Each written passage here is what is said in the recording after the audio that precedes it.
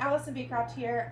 I'm here to review the collaboration project for Dr. Singleton's class um, about DeSoto County schools. So we're just going to review that real quick. I do have an audience here, so I'm going to flip it so you can see. This is Shelby. She's going to hold the camera during this video so that you can see me and the presentation, and then we'll flip back at the end. Okay, so we're going to review some facts about DeSoto County schools. As you know, that is at the northeast corner of Mississippi.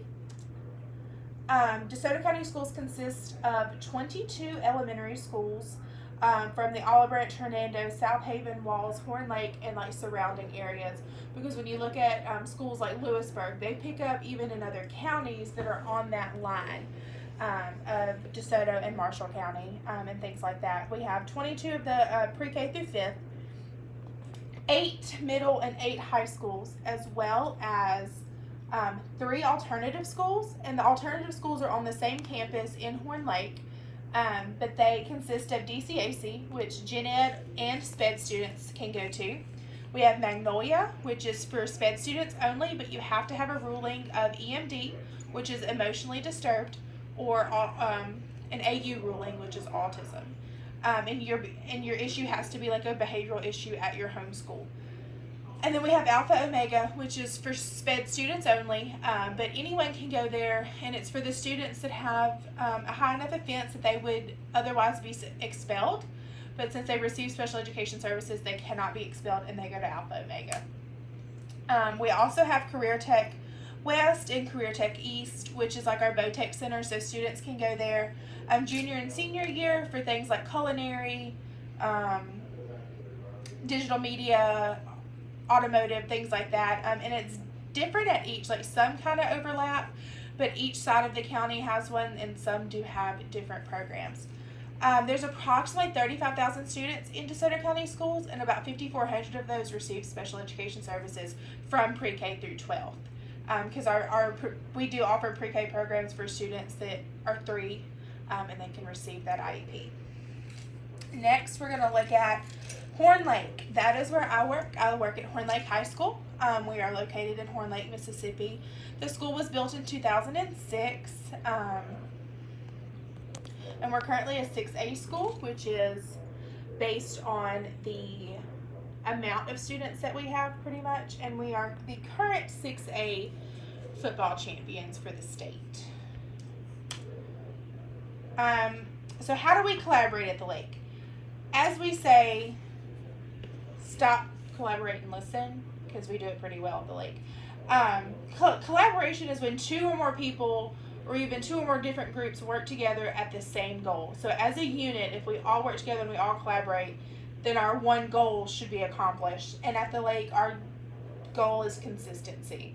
We all want to be consistent, because we know at the high school level, if we're not consistent, the kids notice and they use it against us. So-and-so lets me do this. Well, sorry guys, I don't, because I go by the rules. And at the Horn Lake, we have different types of teams that don't necessarily only include the special education department. So we have the IEP team, of course, which consists of a general education teacher, a SPED teacher, an admin, a counselor, and the parent and the student. The team works together to make sure that that IEP for that student is beneficial and being implemented correctly. We have a math specialist that works with our math department to work on growth, because we do have a math state test in the state of Mississippi. It's for Algebra 1. We have a literacy specialist that works with the English and history departments, and even the science and math departments as well. But mainly history and English, because that is very reading literacy heavy content. And she also helps with test scores, because they do have an English 2 state test, which is sophomore year, and they have a U.S. history state test, which is typically junior year.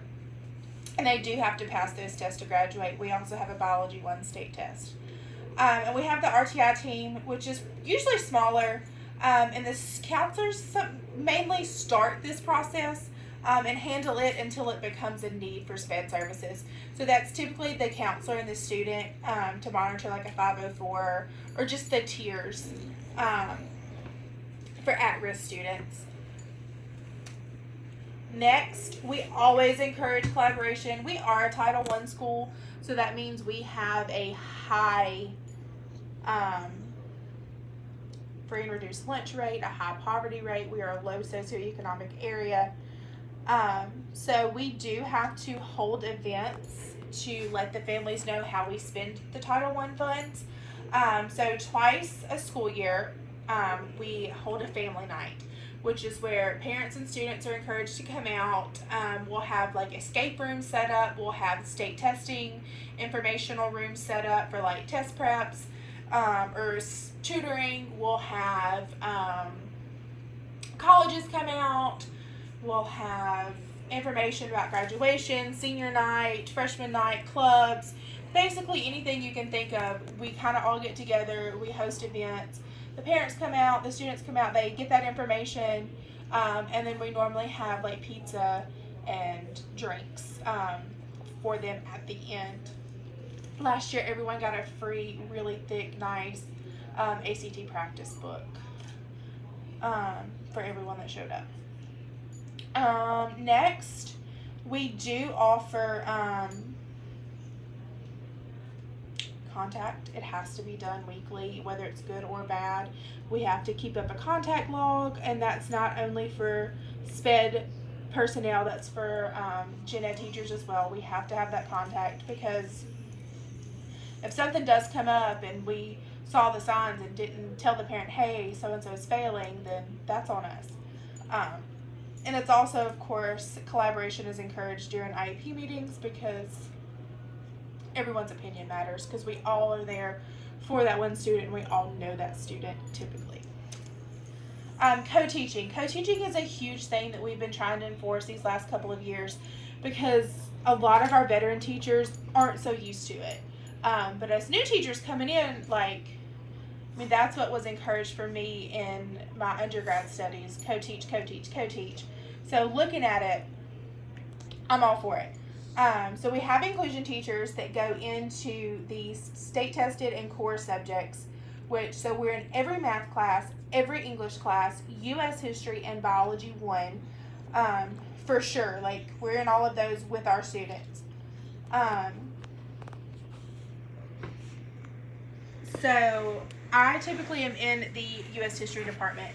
So going into that history department, my gen ed teachers welcome me to take over. Like, they want me to come in and do lessons, because sometimes being that instructional specialist, I'm able to break it down a different way, relay it a different way, so that all students are able to understand it. Like, it's not just with mine. I've also went into a biology class where the inclusion teacher was leading a lab instruction. So the collaboration really comes from those two teachers in that room that have the one common goal of getting those kids to learn their subject. Because if the kids are learning, it doesn't matter who's teaching it, right? But we are very lucky enough to have great teachers that love collaboration. And please, guys, if you are lucky enough to have one of us in your room, use us. We don't want to sit in the kids' desk and do nothing. We want to teach just like you do. So if you have questions, need tips, or anything like that, please do not hesitate to stop one of us in the department so that we can help you guys. And just a little add-in here, at the lake, when your supervising principal comes in and I'm in there, they're observing me too.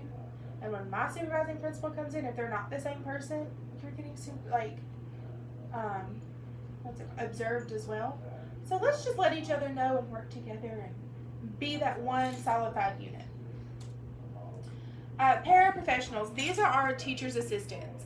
At the high school level, we do not have many teacher's assistants because we're at the high school level. We do have TAs in our self-contained rooms. We have 2 of those, C1 and F2, those are the room numbers. C1 are our slightly higher functioning students, but they still do not meet the IQ requirement. And F2 are our severe and profound students that do not have the functional capabilities to be in normal classes with gen ed students. So we do have TAs in there, and we also have two TAs that help with inclusion. So they basically do the same job that inclusion teachers do, they just don't have that paperwork. So in total, we have between 4 to 6 whether they're TAs or PCAs, which is personal care assistant. So we don't have that many, but the ones we do, we definitely cherish and hold on to. Okay, so how do you get into this group? How do you get inducted into the group of special education? It's quite simple. First, you have to be recommended for SPED testing, which typically happens after the student has been through all the RTI tiers and they're just not working. Like they need a little extra help, like a little more in-depth. Or your parent comes in and requests testing. If the parent requests testing, a team has 14 days to hold a meeting and review the concerns of the parent. If the school requests testing, we have 7 days to get informed parental consent, which is a form telling them what all we're going to be looking at with the student, and they have to sign off saying, yes, I give permission for you to dig through these files, or no, I don't. After that, we have 60 days to complete that testing, and then we have another 14 days to hold the meeting after the testing has been completed to do a report of findings with the psychologist that completed the test. After that, so I've seen it both ways. Usually once we get that report from the psychologist, it goes home to the parent. We have it to review. We have to have a report of findings meeting. At that point, we determine the eligibility of the student, if they're eligible, or we determine them ineligible. But if they are eligible at that point, we determine the ruling. And then we have 30 days to write, hold a meeting, and start implementing that IEP from that reported findings meeting. Typically it's done sooner than that because we already know the student, and once we have that eligibility we can run with it because we already have that baseline data from the RTI tiers. So it's pretty easy just to get it going. Until there's a reported findings meeting, our Met Chair holds that process until a case manager is assigned. So what's my role? I'm a SPED teacher, so I'm in charge of writing IEPs, making sure gen ed teachers know about IEPs, making sure all the IEPs are being implemented, handing out behavior plans, basically anything that my students need, I'm responsible for. Met Chair, that's the head of our department. Some people call him an LSC, but we call him a Met Chair. She reviews everyone, all of our IEPs, and she's also the county and state department liaison. Gen ed teachers, y'all help us so much in gathering that data and helping our kids because y'all are at the front lines when we can't be. Parent, we need all the input we can get. Like, you know your kid the best. So parent input is key to having a valid, accurate IEP. Related service providers, these are speech, behavior, ABA, OT, PT, any other service provider that comes in. Their data and sheets and baselines and all that are always in the IEP. Our admin, or as the IEP calls it, an agency rep, those help us with discipline. Those look at is everything being done. They do have to attend every IEP meeting. You cannot hold an IEP meeting without an agency rep. And then the counselors at the high school level help us with the scheduling and making sure that all the outside services and things like that are going smoothly. So I kind of touched on this a while ago, but our related services are occupational therapy, physical therapy, audiology, psychological services, speech and language services, transportation services, which takes place before and after school, so it's not part of the LRE, applied behavior analysis, teacher for the visually impaired, sign language interpreters, and behavior services. Now, psych services and behavior services are very similar, but behavior services, depending on, like, if you don't qualify for psych services, behavior services at Horn Lake are still offered because we are Title I and we do employ mental health, like psychologists to help students, but it's not just for SPED students, but it is available. And some local organizations. So a lot of people don't know about these. Like, a lot of our parents don't have these resources. So we have the ARC of Northwest Mississippi. They're a huge advocacy center. They'll even have people come out and do IEP meetings with you and things like that. Rebecca Treadway is the leader of that, and this is their contact information. Their big thing right now is the weighted blanket project for students that benefit from weighted blankets. Vogue Rehab, this is one that we work with very closely. I had the privilege of attending a tour of their warehouse last school year with a group of our seniors. They help our kids get jobs and transportation to those jobs. Typically they hire them through Sephora Warehouse in Olive Branch, Mississippi. And they even take the students from that severe and profound room that are capable of showing up to work and putting paper in a box to go down the conveyor line and things like that. And they have students that from that range up into they're capable of going through, the bins and picking actual orders. It's a huge warehouse, and there are so many opportunities there for our students. And our students do have to go through a training process just so that they kind of know, okay, what their exceptionalities are and how to work and where they would fit best. Next, we have the Down Syndrome Association of Memphis. That is a really big advocacy group for individuals with Down syndrome. They as well will send out IEP advocates to meetings. Martine is the primary contact, and they just opened up a new office in Cordova right across from the Agri Center. And as I mentioned before, please don't forget about Miss Hankins. She is our in-house mental health counselor from Region 4. Region 4 does require you to have insurance on file. It doesn't matter if it's private insurance or state insurance, but you do have to have insurance on file. And then this year, since we are Title I and we have the funds, DeSoto County Schools, has hired a mental health therapist that is employed through the county, so it's free to all of our students. You do not have to use your insurance. You do not have to do any of that. It is totally free. And that is brand new to us this year at Horn Lake, and we are super excited. And some other outside for therapies, we have the pediatric therapy service in Horn Lake, just right around the corner on Dancy Boulevard behind El Charo. They offer PT, OT, and speech therapy from school-age children and up. And it's even like preschool, like age children. You can go at, I think, 2. And then DeSoto County Schools has the Head Start program, which is a free pre-K program, but that is not only for SPED students. If you want one specifically for students that have special education that maybe don't qualify for the pre-K program through DeSoto County, because we do have preschools at some of the elementary schools for students that have an IEP at 3, they can go to those preschools. But the Memphis has the Porter Leith program for students from birth to 3 and then from 3 to 5. And that is for SPED students only.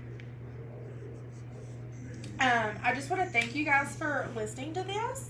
At this time, if you have any questions or concerns, please let me know and I will gladly review them with you. All right, any comments, questions, concerns, anything you were shocked about hearing? Yeah, there was a lot that I did not know DeSoto County schools offered. Yeah. So that was amazing. Yeah, there's a lot definitely that I think a lot of parents that have kids with special needs don't realize what's out there. Right. They don't realize what they have access to. Right. There's a lot of help.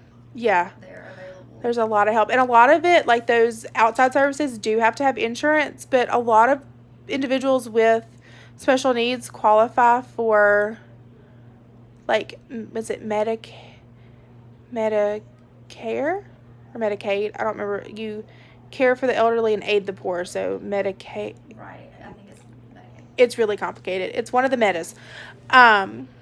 They qualify for that, and those services take that because they know that those individuals are going to have that insurance. So yeah, I tell this story all the time, guys. My best friend's little boy, Benjamin, has Down syndrome, and he does attend that therapy group in Horn Lake, and he has since he was eligible to go, and he loves it. He does OT and PT there to work on his fine motor skills. So All right, guys, if y'all think of anything or have any questions, please send me an email. I should have included it on the file, but if you look it up, it's allison.beecroft@dcsms.org. I say y'all, there's one of you, but, you know, just go with it. All right, guys, if that's everything, I guess we're going to finish this up. All right.